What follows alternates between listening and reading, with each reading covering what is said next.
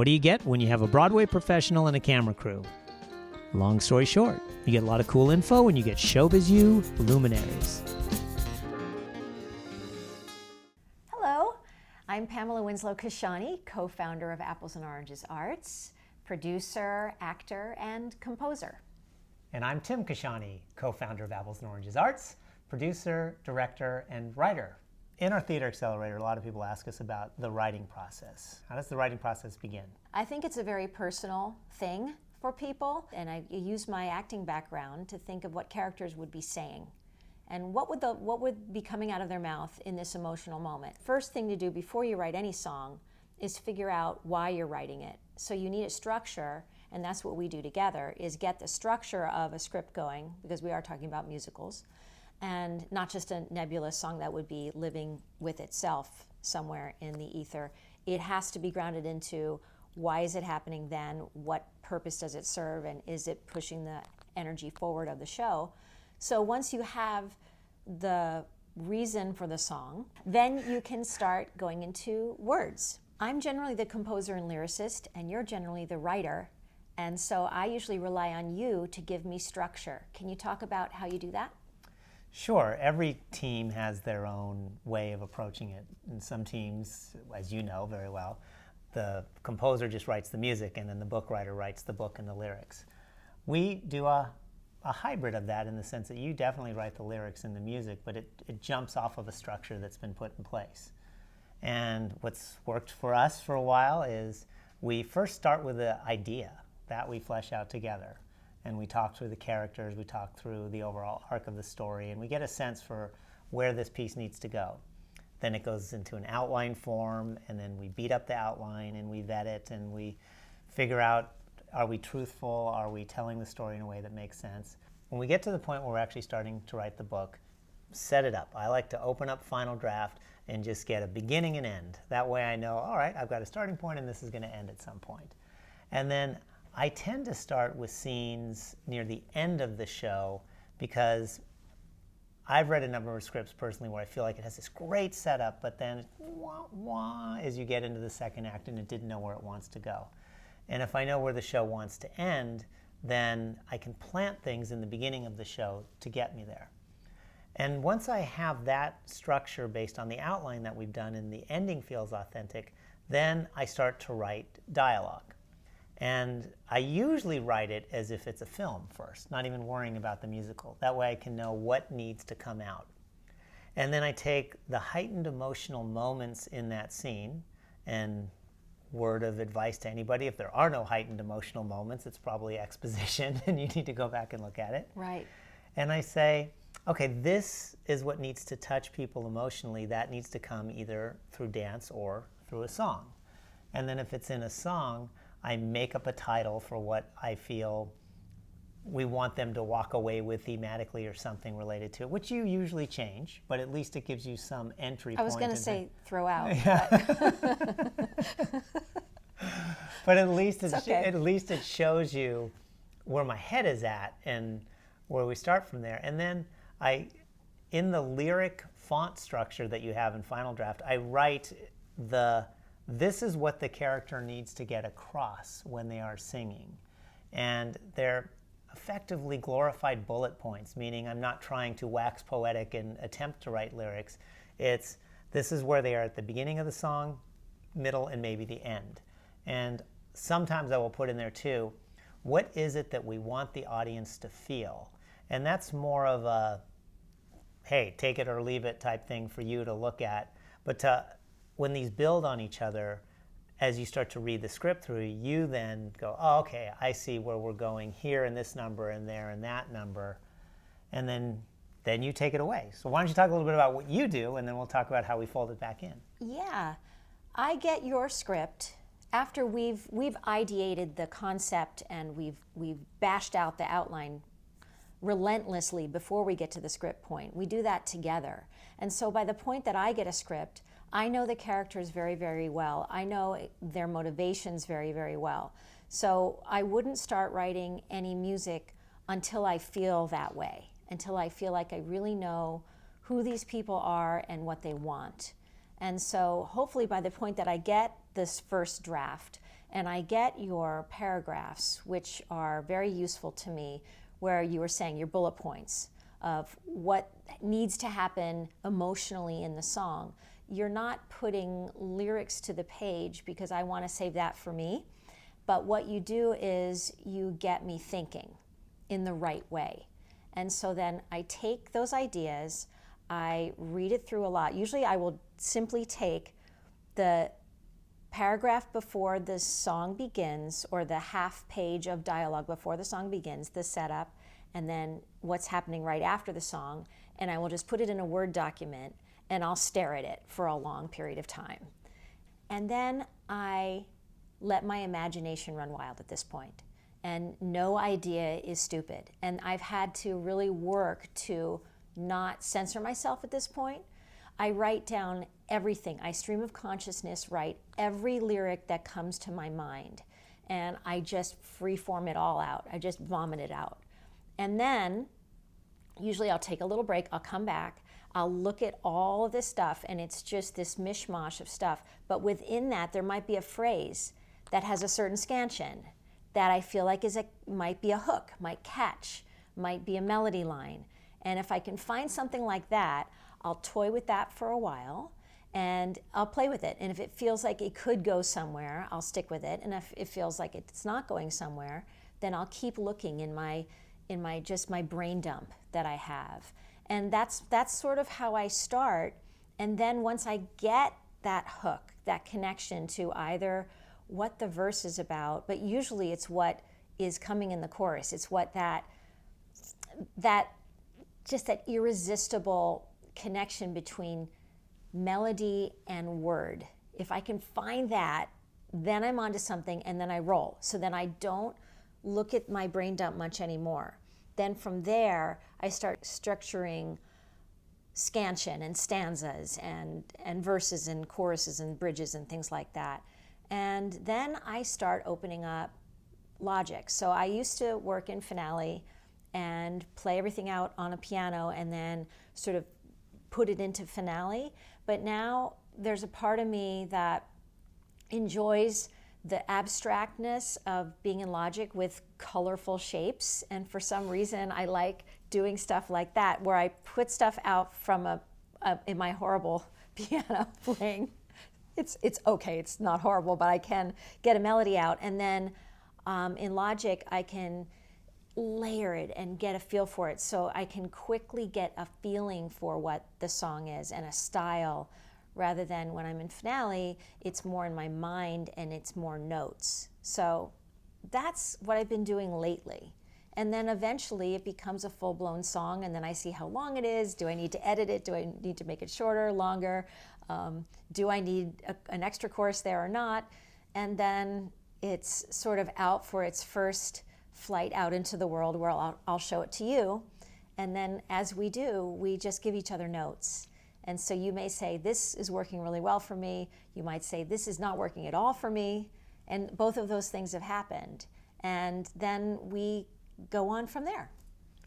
And just the amount of pre-work that we do too helps it.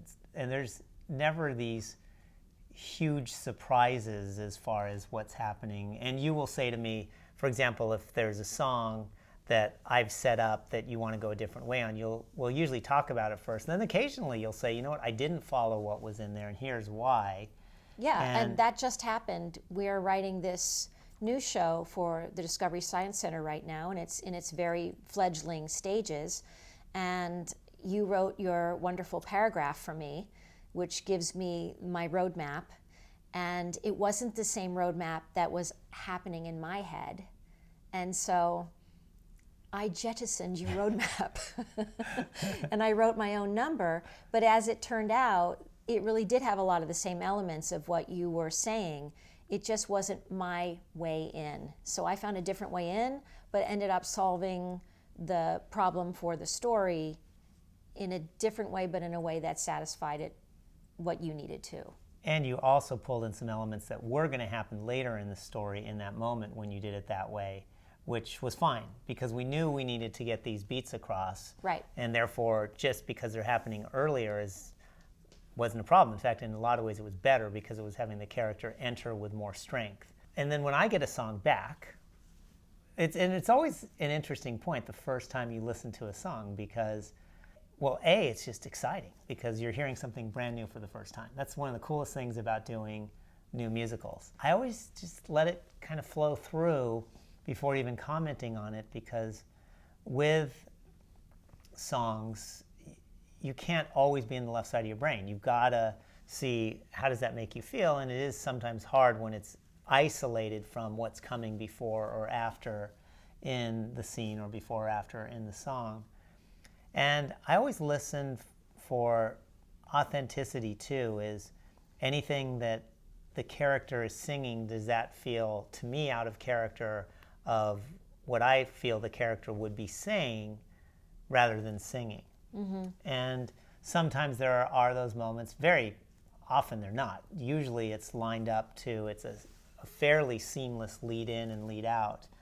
And in those moments, I'll usually say, that line right there, and I know sometimes it's because it's the perfect rhyme, but can we say it a different way because I would see the character saying it in another way. And most of the time you're like, oh yeah, that's no problem. That's a single line. I can make a change to that. And then sometimes there are points in a song, or when you're looking at the bullet points of what needs to be accomplished, there might be a chunk of maybe exposition that needs to get in there that's really, really important, but it doesn't lend itself to poetry necessarily.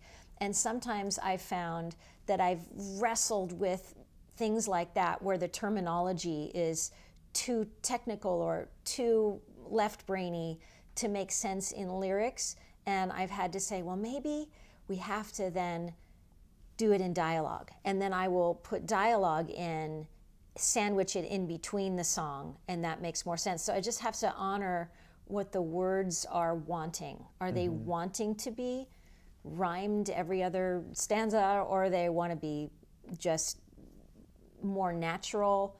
And also, if it's too technical, it doesn't make sense in a song. And then our agreement is, if it's anything music or lyrics, you have the final say, and if it's dialogue, then I can go in and I have the final say. It's a way that we can make sure that we feel comfortable with what we've both done. Right. We work on something and we think it feels really good, and now we need to hear it. Right.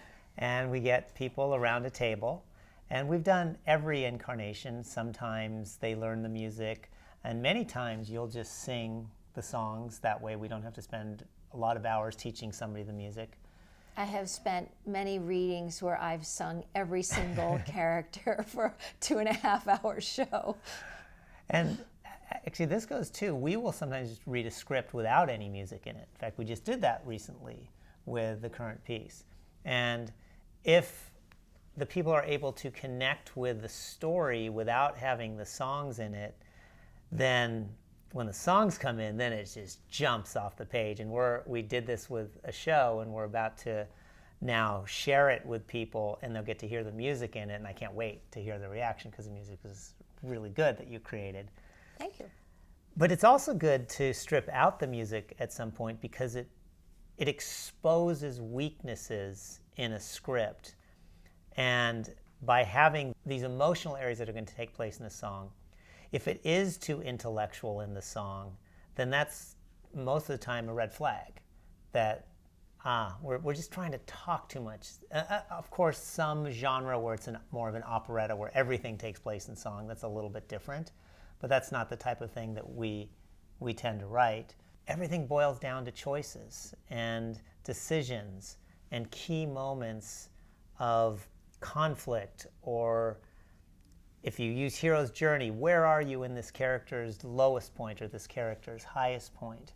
And by having that pulse, how does that help you when you're even thinking about rhythm, minor, major, tonality, all of the musical tools that you have? Oh, it affects me immensely to know, is this the moment where there's transformation? Is this how, if this is important, it's going to be a little bit slower and more stately, and it's going to take its time.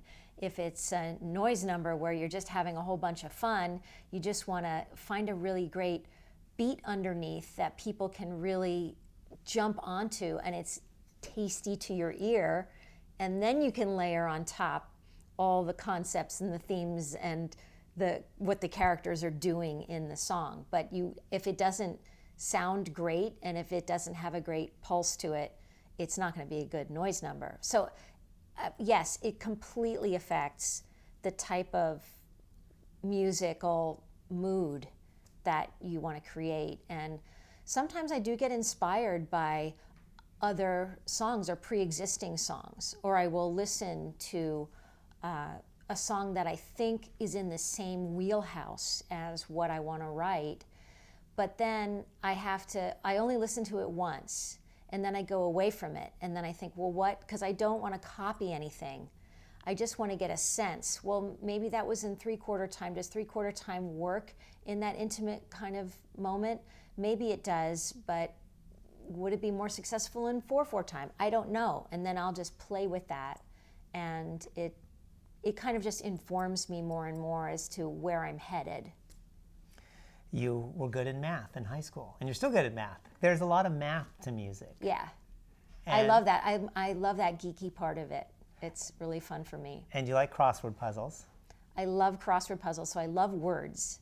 And I love wordsmithing and nerding out on words. So I guess songwriting is super fun for me on 2 levels. And how do you balance the I'm going to be clever and show you how well I know words versus... Oh, that's such a good question, because it's all a matter of style and taste, and you develop your own style as you keep going. I didn't know what my style was when I first started writing music, but it's funny now that I've written a lot of things, even the stuff that I write now, I go back, oh, I wrote that same phrase before. It's something that haunts me, that is something I want to get out there.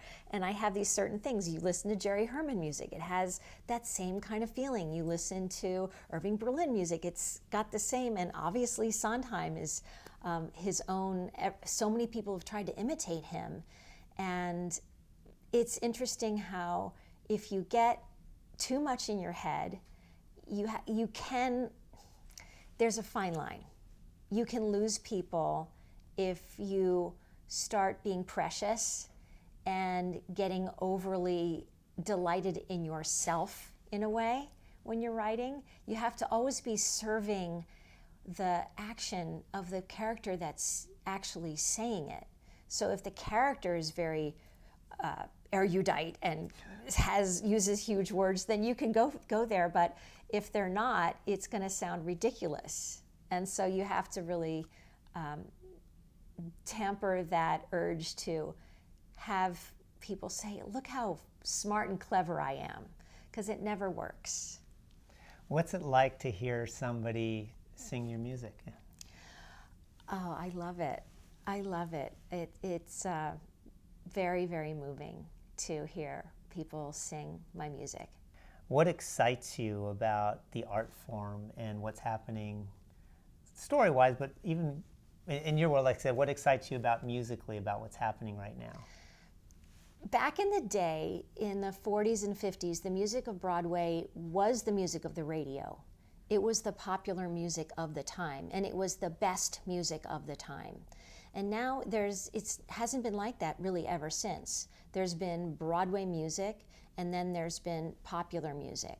And I love the Broadway pop sound that's coming out now. I guess I really am crushing on Pasek and Paul because they speak to me, because I feel like they have such prosody between what they're saying and the sound of the song.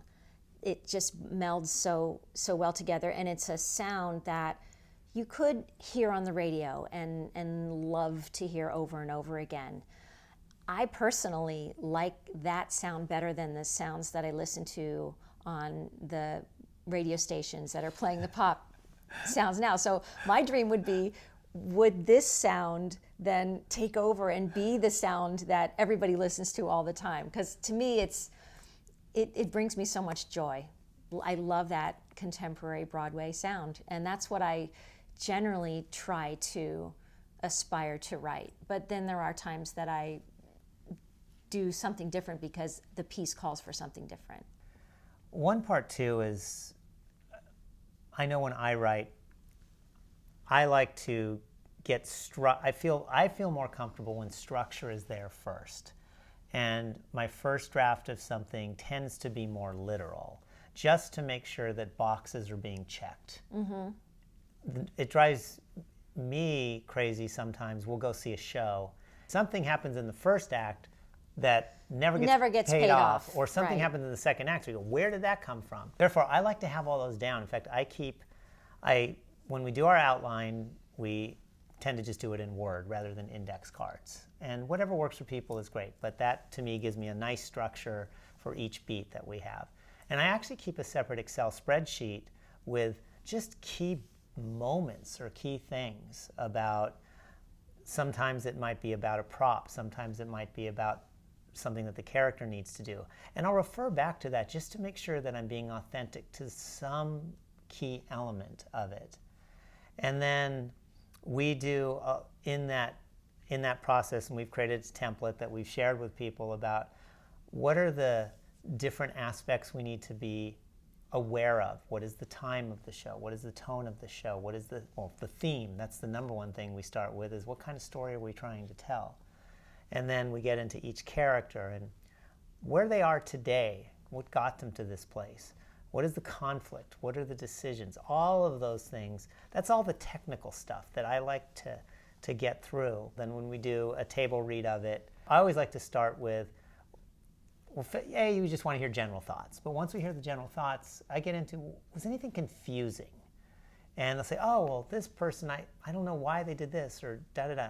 Now, in the back of my mind, I know exactly why they did it, and I could even say, well, that's cell 33 in Excel. It says it right there. But obviously it didn't work if they didn't get it, because they're the first time they're hearing it. People say, well, where does the idea come from? And then the idea, then we talked about the importance of the theme. Right. I know for me, ultimately it's what I believe, hence the theme, that I want to share, not beat somebody over the head with. So I want to create something that's entertaining. And I love, one thing that I love so much is at the end of a show or an end of a reading, when people are arguing about exactly what the character happens next in your show, or maybe what they learned. If they're arguing about what it's about, you're in trouble. But if they've skin jumped or empathized and made it their own, they're going to bring their own theme to the show.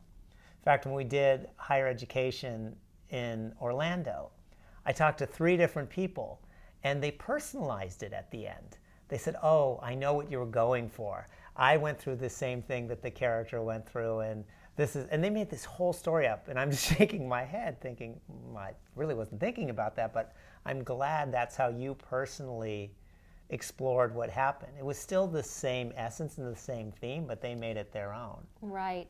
And another thought on theme is, if you don't love your theme, then don't write that show, because the theme has to resonate with you very deeply. And a lot of times with the shows that we write, it boils down to things that we really care about. Family. We really care about our unit with our son, and that kind of theme really resonates with me. Or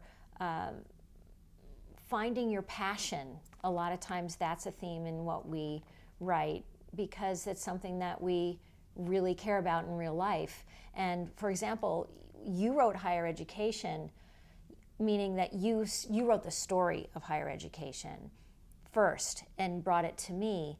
And I don't necessarily go for the type of entertainment that you go for. You like a lot of the science fiction-y type stories, and there's a bit of science fiction in this story.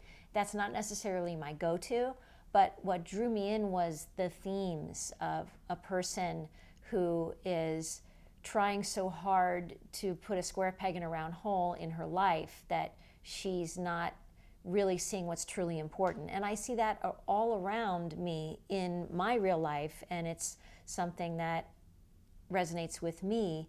So if I didn't feel that way, I wouldn't be now writing the show and rewriting the show with you. So I feel like the theme is truly important to really be passionate about.